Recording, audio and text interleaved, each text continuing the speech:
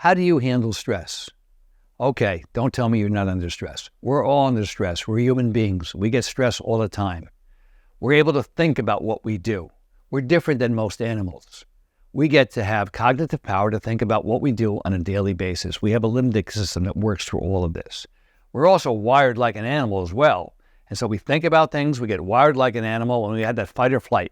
And it happens all day long. Now, the fight or flight system is really important if you're facing real danger. But most of the dangers that we have as human beings and as dentists, no matter what you do for a living, is made up. Made up by who? Us. Now, a lot of people say, well, just don't think that way. You probably heard that. Your parents said that to you when you were kids. Come on, just be happy. Go out, have fun. Don't think that way. Don't have those thoughts. Well, what scientists and researchers have shown us is that it's important for us to recognize those thoughts, realize that they're there, look at them for what they are, just made up thoughts. They don't mean anything. If thoughts were really, really important, we'd be arrested for some of our thoughts. Could you imagine if everyone knew what you were thinking all the time? I've never heard of anybody being arrested for their thoughts because a lot of us have some really bad thoughts. I don't think there's anybody out there who's not thought of like, oh, I like to do that to somebody. But we just, don't act on them. So when we don't act on things that are very negative, guess what happens? It gets internalized. And as a dentist or healthcare provider, that happens all day long. Patients complain to us. We're in close proximity. We're within 3 to 4, actually, we're touching patients that we're working on, touching patients that are under stress. That stress gets transmitted to us into our bodies. So we take on a lot of that. If you saw The Green Mile, there's a very funny scene in there where the person in jail, I forgot his name, very big guy, he takes on everybody's stress and he just puts it through him. That was his job. And that happens to us as healthcare professionals. We take on our patient's stress. And it leads to a lot of problems. People are stressed to go to work. We don't like to go to work sometimes because we take on that. I know a massage therapist that after she deals with someone who's very stressful, she has to go in a separate room. She takes a sauna and she puts her hand in these hot rocks. She thinks it helps detoxifiers. I mean, I don't do that. I do some other things. So what do I do to handle stress? Because I have it every day. And as long as I'm with patients, as long as I'm dealing with human beings that depend upon me to make them healthier, to get rid of their problems, or to help give them a good sense of purpose, as I do with my team, I'm going to have stress. So the 4 things that I try to do on a daily basis is, first of all, the first thing I do when I get up is I practice a little mindfulness exercise. It's a gratitude exercise. I have gratitude for my life, the fact that I can walk, see, the fact that I have a job, the fact that I have a family that cares for me.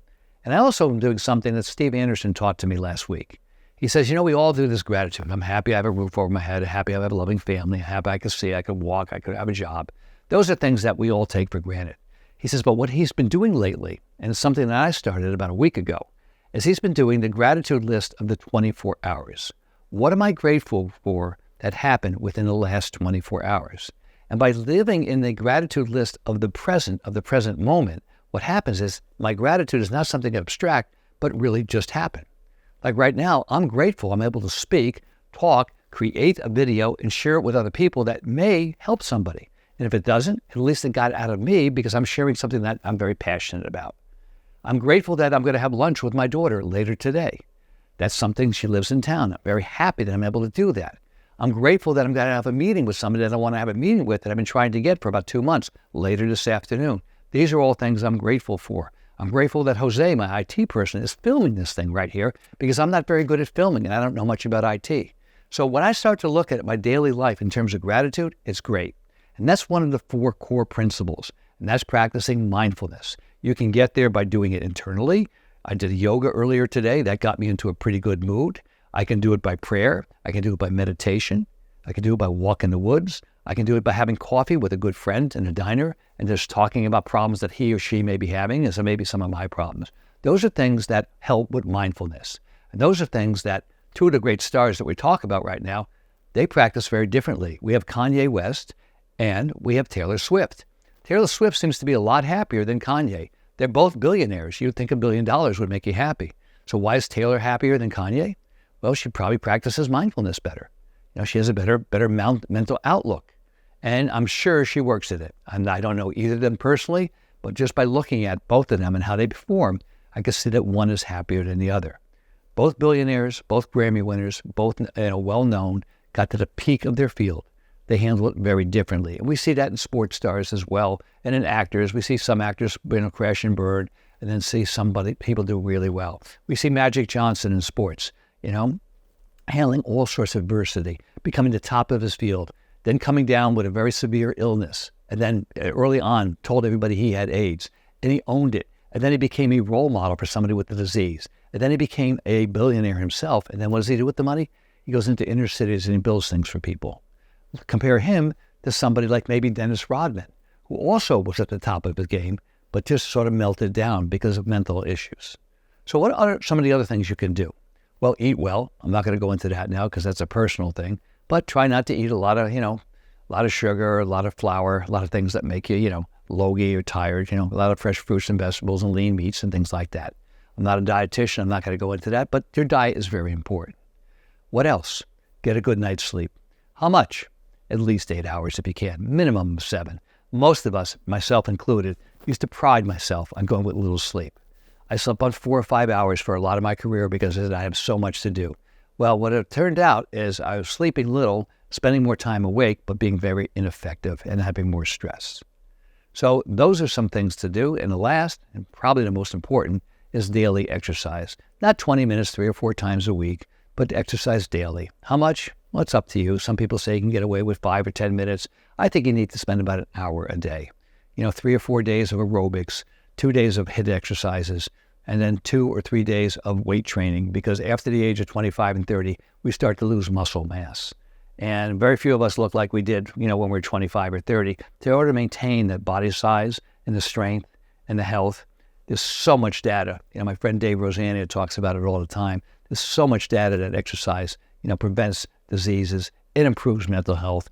It improves clarity and lets you move. I used to do karate. I did karate for many years, and I haven't done karate. I've been doing a lot of yoga, but I haven't done karate in 18 years. And I had a black belt in karate. I did it 3 times a week for 10 years, and I stopped. I just went back to karate 2 weeks ago. My body doesn't move like it did 20 years ago. Now, will it again? I think I can. I think I can get it to move like it did, but it's going to take some practice to get up there. And it's harder at age 70 to move like a person that is 40, or certainly one that's 20. I can't take this body for granted. I only have one body, and this body is a temple. Okay, we're all given one body. And how do you use your body? Do you use it? Do you use it with respect? Because without your body, we can't do anything. We can't do surgery. We can't take out teeth. We can't do Invisalign. We can't walk across the street. And I'll tell you, I'll end with this.